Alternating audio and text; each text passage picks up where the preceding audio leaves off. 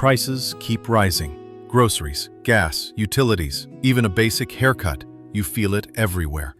And if you're retired or thinking about it soon, every dollar starts to feel a little more fragile. You've worked hard, saved carefully, but now you can't help but wonder, is it all slipping away? There's this quiet fear many people carry but rarely say out loud. What if inflation eats through everything I've saved? And if you've felt that fear lately, you're not alone. Millions of retirees are quietly asking the same question. If that's you, I want to offer something that might help. Because it turns out protecting your savings isn't just about chasing higher returns. The real shield? It's something most people overlook entirely. And once you see it, you won't feel quite so stuck. Let's start by breaking a common myth. Most retirement advice focuses on investments. Beat inflation with stocks, move to real estate, shift to bonds when the market gets rough. Sound familiar? Now, some of that advice is valid for certain people, but here's the problem. That approach assumes you're willing to risk your savings just to keep up. It assumes stress, volatility, and sleepless nights are just part of the deal. But what if you don't want to gamble with what you've built? What if you want peace of mind, not another market roller coaster? Here's the good news. There's a better way. A calmer, simpler, more flexible path. One that puts you back in control without needing to outsmart the market. But before we dive into that, we need to understand what inflation really is. It's not just higher prices. It's the slow drift of value. The same $100 that once bought a full cart of groceries now buys maybe half. And over 10, 20, 30 years, that drift adds up. But here's the secret. Inflation isn't personal. It doesn't target you. It just is. And once you stop treating it like a threat and start treating it like a condition, you can adapt to it on your terms. Let's walk through this together. There are actually 3 layers of protection, and none of them require a financial advisor, a stock portfolio, or a crystal ball. Layer 1. Flexibility. This is the most underrated defense. Because inflation hits hardest when your lifestyle is rigid, when every dollar is already spoken for. But when you build in space, options, and breathing room, you stay light on your feet.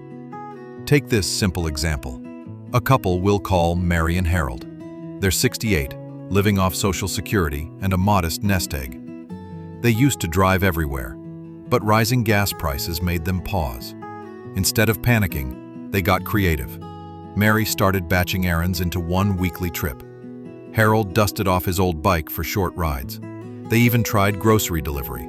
Turns out it saved time and cut down on impulse spending. The result? Their monthly expenses dropped by $140. No drastic changes, just thoughtful adjustments. Then there's Denise. She's 70, lives alone, and used to shop for groceries several times a week. Now, she meal plans on Sundays, uses her slow cooker more, and shops just once. Her budget's happier, and so is she. Because here's the truth. Inflation only hurts if you don't respond. But every choice you make to adapt is a win inflation can't erase. Layer 2. Micro-income. This one surprises people. Most retirees think income stops at retirement, but that's a myth. And in today's world, it's easier than ever to earn just a little without going back to work. Maybe it's dog sitting, tutoring online, renting out your driveway during sports events, selling a few handmade crafts on Etsy. Even $300 a month can make a meaningful difference, not just for your budget, but for your confidence. Because when you see that you can still create value in small ways, you start feeling capable again. And sometimes, it's not even about the money. It's the meaning. Feeling useful, connected, valued. And that feeling, it's powerful. Layer 3. A mental buffer. Let's talk about something that doesn't show up on a spreadsheet, but makes a huge difference to your quality of life. A mental buffer is the space between panic and problem. It's knowing that not every price increase is a crisis. It's training your mind to see bumps in the road, not cliffs. Here's how you build that buffer. Instead of planning every dollar down to the penny, plan for 85 to 90% of your typical monthly spending. Then leave the other 10 to 15% untouched. Not for emergencies, but for variability. So when your electricity bill jumps or milk costs double, you don't spiral, you're already covered. You've built margin, and margin is freedom. Now I know what some of you might be thinking. This all sounds nice, but does it really work? Let's come back to Linda and James. We talked about them earlier.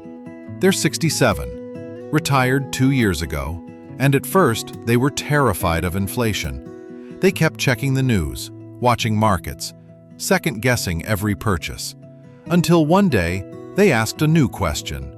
What if we stopped trying to beat inflation and just outsmart it? They started slow, downsized their car, started cooking at home more, looked at their subscriptions, canceled 3 they hadn't used in months. They shifted their mindset from hold on tight to let's get curious. The result? They didn't just cut spending, they felt in control again. Less anxious, more peaceful. And here's where it gets really interesting. They stopped thinking of their retirement account as a fragile pot of money and started thinking of it as a tool, one they could stretch, optimize, and enjoy. That's the shift. Because the truth is, most people believe the best hedge against inflation is a high-yield investment. But for many retirees, the real hedge is adaptability. Not flashy, not risky, just smart.